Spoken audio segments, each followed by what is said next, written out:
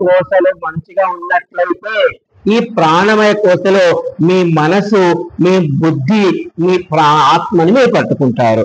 ఒకవేళ అలా పట్టుకోకపోతే అక్కడ మీరు విఫలం అయిపోతారు. అంటే ఈ ప్రాణశక్తి ఎలా మారుతుందంటే విశ్వశక్తిగా మారుతుంది. మీరు చక్కటి పదార్థం తిన్నారనుకోండి, విశ్వశక్తి పెరుగుతుంది. దీనివల్ల మీకు మనసు ఏకాగ్రత వస్తుంది. దీనివల్ల మీ శరీర నాడీ వ్యవస్థ పనిచేస్తుంది. దీనివల్ల మానసిక సమతుల్యత వస్తుంది. విశ్వ రహస్యములు తెలుస్తాయి. ఇప్పుడు మనం యాత్రకి వెళ్ళాము, ఒక 18 కిలోమీటర్లు నడవాలి. దీన్ని మణికర్ణిక తీర్థం నుండి మనం ఇప్పుడు కర్దమ తీర్థం వరకు 13 కిలోమీటర్లు ఉంటుంది. ఈ 13 కిలోమీటర్లు మీరు నడుచుకుంటూ వెళ్ళేటప్పుడు చుట్టుపక్కల ఎన్నో పండ్ల అంగళ్ళు, పలహార రంగాళ్ళు, స్వీట్ల అంగళ్ళు వాసన పిలుస్తూ ఉంటుంది మనల్ని. మీరు లపలపా కొనుక్కొని తినేసామనుకోండి, అక్కడికి వెళ్ళేటప్పటికి ఏదో వ్యవస్థను పొందాలి మనం. అంటే ఈశ్వరుడు పరీక్షిస్తున్నాడు మనల్ని, నీవు నీ దేహాన్ని ఎలా నిలుపుకుంటావని. ఇప్పుడు నీ మొదటి యాత్ర బాగైంది అనుకోండి, రెండవ యాత్రలో నీకు అర్థమవుతుందంటే నేను ఎంతవరకు ఏది తినాలి, అర్థమవుతుందా? దీన్ని బట్టి మనము ఈ యొక్క స్థాయికి వెళ్తాము. అయితే మూడవది మనోమయ క్రోశం. మనోమయ క్రోశ అంటే ఇప్పుడు మీరు అన్నమయ క్రోశను జయించారనుకోండి, అలాగే ప్రాణమయ క్రోశను జయించారనుకోండి. ఈ మనోమయ కోశలో అంటే మీకు ఏం తెలుస్తుందంటే, అయ్యో నేను ఈ యొక్క మొదటి యాత్ర పూర్తి చేశాను, చక్కగా రెండవ యాత్రను కూడా చేశాను, కాబట్టి ఈశ్వర సాక్షాత్కారం నాకు కలుగుతుంది, నాకు ఈశ్వర దర్శనం అవుతుంది, నన్ను ఈశ్వరుడు గమనిస్తున్నాడు అన్న భావనలు మీకు వస్తాయి. నేను మీకు చెప్పాను, మీరు విశ్వనాథుడి గుడికి వెళుతుంటే రోజు వెళ్ళి రావడం కాదు, మిమ్మల్ని మీరు పరీక్షించుకునే ప్రయత్నము మిమ్మల్ని చేయమన్నాను నేను. ఇదిగో ఈశ్వర, ఈ రోజు నేను వస్తున్నాను, వేళ కాని వెళ్ళగా వస్తున్నాను, నీకు నా యందు అమితమైన భక్తి ప్రేమ ఉంది, నాకు నీకు ఉంది, కాబట్టి నాకు స్పర్శ బాగా జరుగుతుందా లేదా? లేదు. ఇది మీరు అనుకున్నది అలా వెళ్ళారనుకోండి, అక్కడ ఏమీ లేకపోయినా మిమ్మల్ని పిలిచి స్పర్శ చేశారనుకోండి, ఆ ఈశ్వర. లేదు, నేను అక్కడికి వెళ్ళేటప్పటికి నాకు ఏదో ఒక అమ్మ అంత పండు నా చేతిలో పెట్టిందనుకో, నీవు నాకు అమ్మ చేత ఇప్పించావు అని అనుకుంటా. మీరందరూ చేస్తారు కదా పూజ చేశాక. నిజంగా నేను ఎక్కడో ఒక ఫేస్బుక్ లో చూశాను, ఎవరో ఒక మహాతల్లి చక్కగా ఏదో పూజ చేసింది, అమ్మా నువ్వు ఉన్నావు, ఇక్కడికి వచ్చావు, నా పూజ వినటానికి వచ్చావు, నాకు నువ్వు వచ్చావని చెప్పు అని అంటూ ఉంది అమ్మాయి ఎవరో. అప్పుడు ఆ అమ్మవారికి పెట్టిన పూలమాల కింద పడిపోయింది. అంటే అది ఎందుకు పడిందో పక్కన పెడదాం, కానీ ఆ అమ్మాయి అలా అడిగినప్పుడు అది పడడం వల్ల ఆవిడికి కలిగే ఆనందము, మానసిక ధైర్యము, నా మాట వింటుంది అమ్మా, ఇక నాకు మీకేం పని, సాక్షాత్ జగన్మాత నా మాట వింటుంది, అంతే కదా. ఈ స్థాయికి మీరు వెళ్ళారనుకోండి, ఇదే మనోమయ క్రోశ. అంటే ఆనందం మీలోనే ఉద్భవం అవుతుంది. అంటే నిజంగా నేను ఒక మాట చెప్పాలి, క్షమించాలి. కాశీ వచ్చినప్పుడు ఇక్కడ కూడా చాలా మంది నన్ను చాలా రకాలుగా ఇబ్బందులు పెట్టారు. అయితే నేను అవన్నీ ఈశ్వరుడికే చెప్తాను. అయితే ఈశ్వరుడు ఎవరెవరు ఎంతెంత ఇబ్బందులు పెడుతున్నారో అంతంత దగ్గరికి నన్ను ఆయన పుచ్చుకుంటున్నాడు. అప్పుడు వీళ్ళు పెట్టారు, ఇంకా నాకు ఆనందం, అంతే కదా.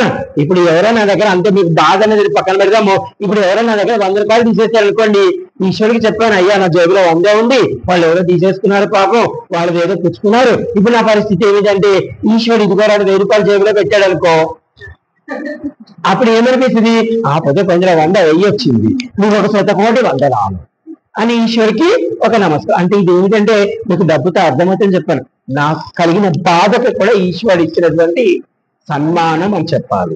అంటే ఎవరో ఒక అమ్మ నాకు ఏదో బాధ పెట్టింది అనుకుందాం, కానీ ఈశ్వరుడు దానికి 10 ఆనందాన్ని నాకు ఇంకో రూపంలో ఇచ్చాడు. అర్థమవుతుందా? ఇది అన్నమాట నాకు జరిగింది. అంటే అప్పుడు అనిపిస్తుంది, అప్పుడు మనలో ఆత్మస్థైర్యం పెరుగుతుంది. మనమే అంటే మనమే భగవంతుడు, ఇంకెక్కడ ఎవరు లేరు అక్కడ. ఇంక ఎవరన్నా ఏమన్నా అంటే నేను వెళ్ళి అనగానికి చెప్తాను, ఆయన చూసుకుంటాడు, నాకెందుకు. ఇది నేను ఆ భావన. అంటే మీరు మూడవ క్రోశ అంటే మనోమయ క్రోశ అంటే గంధర్వ సాగర తీర్థం నుండి మీరు వరుణా తీర్థానికి వెళ్తారు. వరుణా తీర్థం అంటే రామేశ్వరం, సాక్షాత్ రాముడు నడయాడిన ప్రదేశం అది. అక్కడ అయితే ఆ ప్రదేశము మీరు వెళ్ళారంటే దాని అర్థం ఏమిటంటే రాముడు కూడా ఈ పంచక్రోశలను ఈ పంచక్రోశ అయితే చాలాసార్లు చేశాడు ఆయన. అంటే దీని అర్థం ఏమిటంటే ఆయన శరీరంలో ఉన్నటువంటి 5 క్రోశలను జయించాడు ఆయన. మీకు మళ్ళీ ఇప్పుడు చెప్తాను ఎవరెవరు జయించారో వాటిని. అంటే అలా జయించగలిగిన వాడు ఎప్పుడు వాడి ఆత్మలో వాడి యొక్క హృదయంలో అమృతం ధ్వనిస్తూ ఉంటుంది. వాడు అమృతత్వంలో ఉంటాడు ఎప్పుడు. అర్థమవుతుందా? అంటే ఇప్పుడు మూడవది మనోమయ. అంటే ఇప్పుడు నేను ఇందాక చెప్పినట్టు మీరు మొదటిగా మణికర్ణిక తీర్థం నుంచి మొదలయ్యి కపిలధారకి వెళ్ళేటప్పటికి, అంటే ఈ యొక్క కర్దమ తీర్థానికి వెళ్ళేటప్పుడు మీరు చక్కటి ఆహార నియమాలు పాటించారనుకోండి, రెండవ రోజు చక్కగా వెళ్తారు. ఇక్కడ మీ నియమాలు 13 కిలోమీటర్లు మీరు పాటించలేదనుకోండి, రెండవ రోజు ఇబ్బంది పడతారు. ఇప్పుడు రెండవ రోజు కూడా ఆహార నియమాలను పాటిస్తూ ఆధ్యాత్మిక నియమాలను పట్టుకోవాలి. మళ్ళా అర్థమవుతుందా? ఆధ్యాత్మిక నియమాలను పట్టుకొని, అంటే మీరు మళ్ళా కర్దమ తీర్థ కూపం నుంచి గంధర్వ సాగర వరకు ఆహార నియమాలతో పాటు ఆధ్యాత్మిక భావనలు పట్టుకోవాలి. అక్కడ పట్టుకుంటే మీరు నిజంగా ఇది 2 పట్టుకున్నట్లయితే మీరు వరుణా తీర్థానికి వెళ్ళేటప్పటికి భగవంతుడి మీతో మాట్లాడడం మొదలు పెడతారు. అర్థమవుతుందా? ఇది ఈశ్వరుడు పంచక్రోశలో కాశీ పెట్టిందానికి అర్థం. ఆ తరువాత అంటే ఇప్పుడు 4వ క్రోశకి వెళ్తున్నారు. ఏమిటి 4వ క్రోశ అంటే మీరు మనోమయ క్రోశ. ఇప్పుడు 3వది చెప్పింది గంధర్వ సాగర తీర్థం నుంచి మీరు అరుణా తీర్థానికి వెళుతుంది అనుకోండి.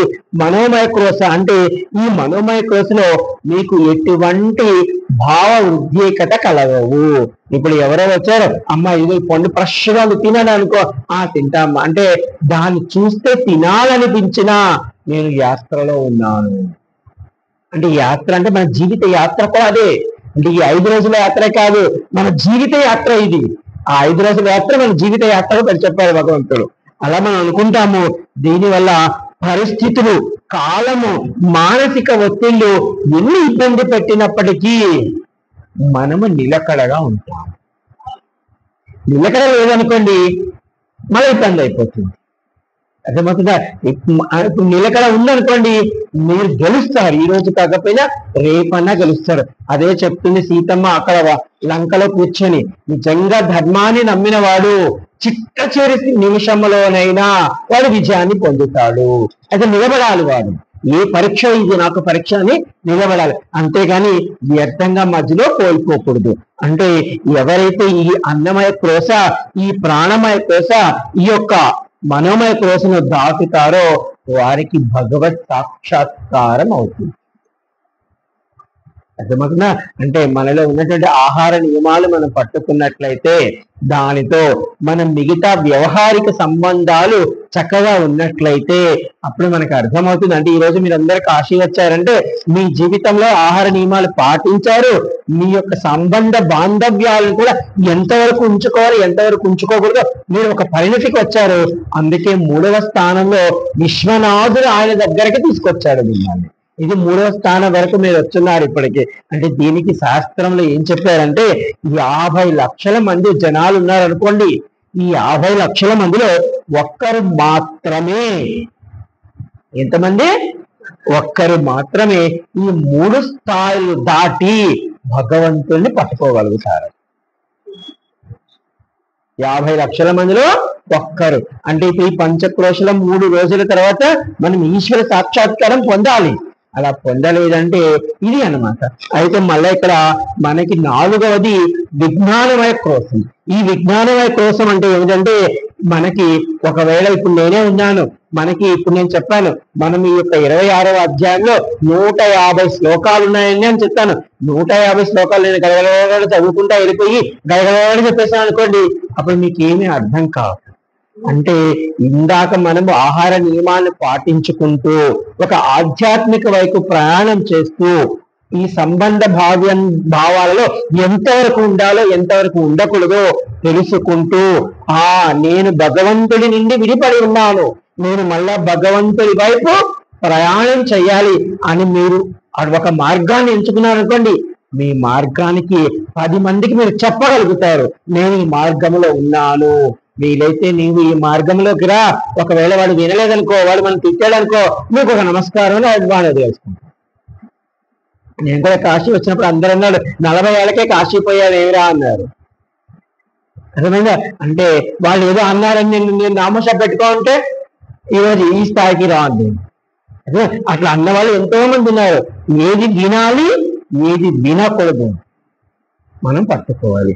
మనల్ని 10 మందిలో 9 మంది మనల్ని కింద పడేసే వాళ్ళు ఉంటారు, ఒకరు మునగ చెట్టు ఎక్కించే వాళ్ళు ఉంటారు. అలా అని మునగ చెట్టు కూడా ఎక్కకూడదు.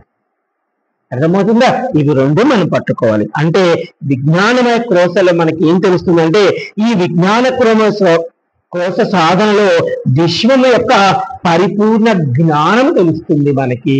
అంటే ఇప్పుడు నన్ను క్షమించాలి, ఇందాక నేను చెప్పినట్టు ఇందులో 150 శ్లోకాలు ఉన్నాయి. నేను గబగబా చదువుకొచ్చి గబగబా చెప్పేసాను అనుకోండి, నాకు అర్థమవుతుంది అయ్యో బామ్మగారికి సంస్కృతం వచ్చోలేదు, లేకపోతే ఆవిడకి వచ్చోలేదు.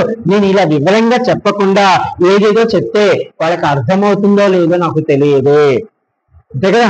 ఇప్పుడు ఒక స్కూల్లో ఒక టీచర్ ఉన్నాడు అనుకోండి, 40 మంది విద్యార్థులు ఉంటారు. ఈ 40 మందిని దృష్టిలో పెట్టుకొని ఆయన పాఠం చెప్పాలి అక్కడ. అంతేగాని ఒకరికో ఇద్దరికో చెప్పకూడదు. ఆయన ఒకరికో ఇద్దరికో చెప్తే ఆ మాస్టర్ మంచి మాస్టర్ కావాలి. అర్థమయ్యేవాడికి చెప్పాలి, అలాగే అర్థం కాని వాడికి కూడా చెప్పాలి. ఇది ప్రజ్ఞత. అంటే మీరు ఎప్పుడైతే ఈ 3 క్రోశలు దాటితే ఈ యొక్క విజ్ఞానమయ క్రోశకు వచ్చేటప్పటికి భగవంతుడు ఏం చేస్తున్నాడు, సృష్టి నియమాలు ఏమున్నాయి, మనం ఏం చేయాలి అంటే మీకు ఇంకొకటి అర్థమవుతుంది. ఓ ఈశ్వరుడు నన్ను బతికించి ఉన్నాడు, నన్ను పుట్టించాడు, నాకు అన్ని చక్కటి అవయవాలు వచ్చాడు అంటే ఏదో నేను ఈ లోకానికి చేయాల్సిన పని ఉంది. లోక కళ్యాణార్థం నేను ఒక గొప్ప పని చెయ్యాలి, ఇది ఈశ్వర సంకల్పం. అది ఏమిటి అని పట్టుకుంటాం. మనకి చూడండి, మహాభారత యుద్ధంలో ఈ పాండవులు 5 ఉన్నారు, ద్రౌపది ఉంది, ఈ కౌరవులు 100 మంది ఉన్నారు. కానీ ఈ 5 మాత్రము ఎన్ని కష్టాలు వచ్చినప్పటికీ కూడా మా ధర్మం ఏమిటి, ఈ యొక్క పరిస్థితులు మేము ఏం చెయ్యాలి, ఎలా స్పందించాలి అదే చూసారే తప్ప వాళ్ళు అవతల వాళ్ళు చేసేటువంటి ఘోరానికి ప్రతీకార చర్య చేయలేదు. ప్రతీకార చర్య చేయాలంటే ఎప్పుడు భీముడికి విషం పెట్టాడో అప్పుడే దుర్యోధను చంపేయాలి. కానీ అది చేశారా? చేయలేదు. పోనీ అది పక్కన పెట్టండి. తర్వాత వాళ్ళు ఎదిగారు, వాళ్ళ తల్లితో పాటు 5 మందిని వాళ్ళ తల్లిని కలిపి లంక ఇంట్లో కాల్చి దహనం చేయాలనుకున్నారు. ఇంకొకరు కానైతే వచ్చే వీళ్ళని తన్నింటి అడ్డు అనుకున్నా చంపారు. అవునా? కానీ వాళ్ళు ఏమీ చేయలేదు. భగవంతుడు ఉన్నాడు, మేము ధర్మాన్ని పట్టుకుంటాం, ఈశ్వరుడు చూసుకుంటాడు. ఎందుకంటే ఈశ్వరుడు అనుమతి లేనిదే ఇది జరగదు కదా.